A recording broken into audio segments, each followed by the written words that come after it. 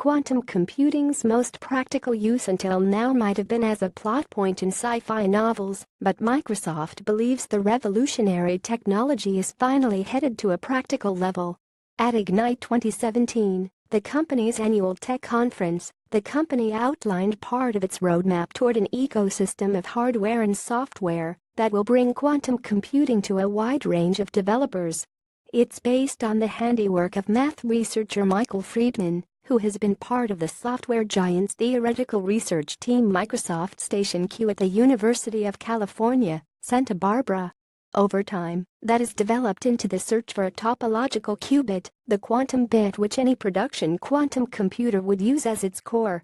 Microsoft isn't straying too far from the typical quantum computing hype in terms of what the system it envisages might do. The little understood technology would open the door to incredibly fast processing, exponentially quicker than current computers. Complex scientific mysteries currently beyond the scope of even the most potent supercomputers could be handled in hours or less. Perhaps more mundanely, topological quantum computers could also have a sizable impact on the machine learning and AI systems we increasingly interact with on a daily basis. For instance, Microsoft's Craig Mundie, the company's chief research and strategy officer, suggests Cortana's algorithms could hypothetically be trained and processed 30 times faster than currently. Such an acceleration could have a significant impact on how quickly artificial intelligence systems scale up to provide useful results and near-intuitive decisions. For that to be practical, Microsoft points out, quantum computing can't be the reserve of a few researchers in a lab. Instead, the goal is to make the technology more available for a broader audience.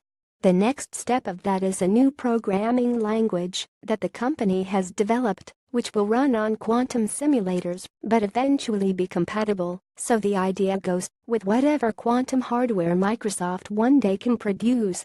The same code that you're running today in simulation you can run tomorrow on our quantum computer, Christos Vor, lead developer on Microsoft's Quantum-compatible software team, said of the announcement.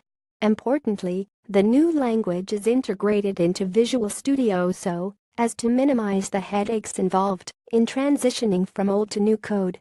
It shouldn't look too different from the things they're already doing, Svor says. Individual developers will be able to simulate up to 30 logical qubits of processing power on their PC, while select Azure Enterprise customers will get access to more than 40 qubits. This software update will be available later in 2017. Of course, what's still unclear is just when Microsoft's goal of a practical quantum computer could actually pan out. We're still some ways off any sort of production hardware, after all. According to Friedman, he hasn't even given much thought to what the technology could do. I've been asked about the applications of quantum computing. You know, what motivates me? Do I want to cure disease, design new materials, protect the environment? The mathematician says. The truth is, it's none of that. At this point in the project, the only thing I care about is making the quantum computer work.